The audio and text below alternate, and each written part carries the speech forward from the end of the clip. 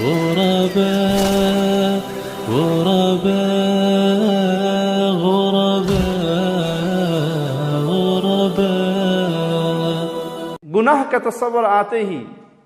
انسان کے ذہن میں مختلف گناہ آتے ہیں، غیبت، چوری، قتل، ڈاکہ، اور یہ بھول جاتے ہیں کہ یہ گناہ دو حالتوں میں سے کسی ایک کے ضرور حقدار ہیں، یا تو اللہ کی رحمت کو پائیں گے گناہگار اور خالق و مالک کی رحمت کے حصے کو پا کر معاف ہو جائیں گے، یا اپنے ان گناہوں کی سزا بھگت کے ضرور اللہ کی جنت کے مہمان بنیں گے۔ لیکن ایک بہت بڑا گناہ ایسا ہے جس سے توبہ کیے بغیر انسان مر گیا تو نہ اسے اللہ کی رحمت ملے گی اور نہ اس کی سزا ایسی ہے کہ جو ختم ہونے کے بعد انسان پھر جنت میں چلا جائے،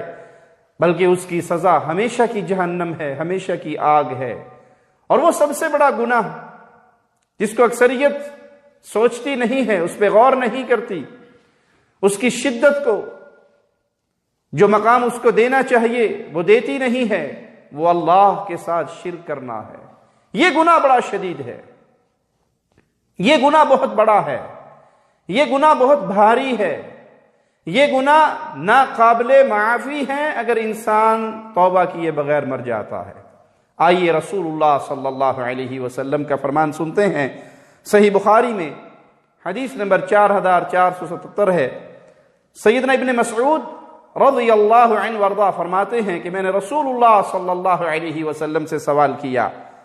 اے اللہ کے حبیب، کون سا گناہ سب سے بڑا ہے؟ کون سی خطا سب سے بڑی ہے؟ تو پیارے حبیب علیہ السلام نے فرمایا، ان تجعل للہ ندا، تو اللہ کا شریک بنائے۔ یہ گناہ گناہوں میں سب سے بڑا ہے کہ تو اللہ کا شریک بنائے، حالانکہ اللہ نے تو تجھے پیدا کیا ہے۔ جس خالق نے تجھے پیدا کیا، عدم سے وجود بخشا، تو اسی کا پارٹنر بنائے، تو اسی کا شریک بنائے، تو اسی کا ساتھی اور سانچی بنائے۔ یہ گناہوں میں سب سے بڑا گناہ ہے، اس سے بڑا اور کوئی گناہ نہیں۔ میں اپنے جملے کو پھر دہراؤں گا جو پیارے حبیب صلی اللہ علیہ وسلم کی حدیث کا جملہ ہے کہ اس گناہ سے بڑا اور کوئی گناہ نہیں، یہ سب سے بڑا گناہ ہے۔ امتیں ہلاک ہوئی ہیں، برباد ہوئی ہیں اس بنیادی گناہ کی وجہ سے، جب انہوں نے اللہ کا شریک بنایا، انبیاء کی دعوت توحید کو ٹھکرایا، تو بعض امتوں کو صفحہ ہستی سے مٹا دیا گیا۔ یہ گناہ گناہوں میں بہت بڑا ہے۔ پیارے نبی صلی اللہ علیہ وسلم نے 3 بار فرمایا، الا انبئکم باکبر الکبائر، کیا میں تمہیں گناہوں میں سب سے بڑا گناہ نہ بتاؤں؟ کبیرہ گناہوں میں بھی سب سے پہلے نمبر کا جرم، سب سے پہلے نمبر کی خطا۔ صحابہ نے کہا، اے اللہ کے پیارے حبیب علیہ السلام، وہ گناہ ہمیں ضرور بتائیے۔ آئیے اللہ کے نبی کیا فرما رہے ہیں، الاشراک باللہ وعقوق الوالدین۔ سب سے بڑا گناہوں میں کبائر کے اندر بھی جو پہلے نمبر کا ہے وہ اللہ کے ساتھ شرک ہے، وہ اللہ کی ذات کا شریک بنانا، اللہ کی صفات کا شریک بنانا، اللہ کی عبادت میں شریک بنانا، اللہ کا ساتھی اور سانچی بنانا۔ لوگ یہ سمجھتے ہیں کہ ہم کسی کو اللہ کہیں گے تو شرک ہوگا، کسی کو اللہ مانیں گے تو شرک ہوگا۔ نہیں پیارے بھائی، آپ کسی کو اللہ نہ کہیں، کسی اور کو اللہ نہ مانیں، لیکن آپ اللہ والے حقوق کسی اور کو دے دیں، تب بھی آپ اللہ کا شریک بنا رہے ہیں۔ رسول اللہ صلی اللہ علیہ وسلم کو ایک صحابی نے کہا تھا، ما شاء اللہ وشئت، جو اللہ چاہے اور آپ چاہیں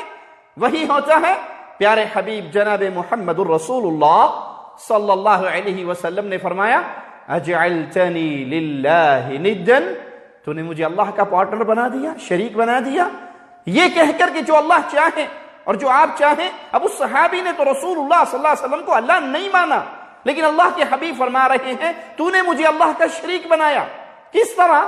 کہ مشیت خاص حق ہے مولا و مالک کا، جو اللہ چاہتا ہے وہ ہوتا ہے، اور اللہ نہ چاہے پیارے نبی صلی اللہ علیہ وسلم اپنے چچا کو مناتے رہیں کہ وہ لا الہ الا اللہ کا اقرار کر لیں، لیکن چچا نے نہیں کیا، اللہ کی مشیت نہیں، تو مشیت حق ہے خاص اللہ کا، اس میں کسی اور کی مشیت شریک نہیں ہو سکتی کہ جو آپ چاہیں، جو فلاں چاہے، جو فلاں چاہے۔ اس جملے پر اللہ کے حبیب فرما رہے ہیں اجعلتنی للہ ندا، تو نے مجھے اللہ کا شریک بنا دیا۔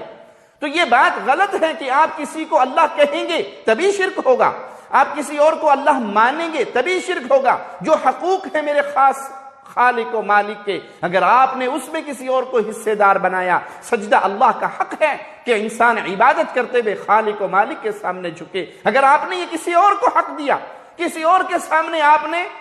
یہی معاملہ کیا، اس کے قدموں میں سجدہ ریز ہوئے یا اس کی ڈھیری پہ سجدہ ریز ہوئے، یہ سمجھ کر کے ان کا بھی حق بنتا ہے کہ ہم ان کو بھی سجدہ کریں، آپ نے عبادت کی نیت سجدہ کیا تو آپ نے اللہ کا شریک بنایا۔ پکار حق ہے اللہ کا کہ خالص اللہ کو پکارا جائے، یا اللہ مدد کہا جائے، لیکن آپ نے یہی سوچتے ہوئے کہ جس طرح اللہ کو پکارا جا سکتا ہے، اللہ کے اولیاء کو بھی پکارا جا سکتا ہے، ان سے بھی مانگا جا سکتا ہے، تو آپ نے اللہ کی عبادت میں اس کو شریک بنایا، اگرچہ آپ اس کو اللہ نہیں مانتے، اگرچہ آپ نے اس کو الہ نہیں کہا، آپ کا عقیدہ ہے کہ اللہ وحدہ لا شریک ہے، لیکن آپ نے اللہ کے حقوق میں سے کوئی حق غیر اللہ کو دیا تو آپ نے اللہ کی عبادت میں اس کو شریک بنایا۔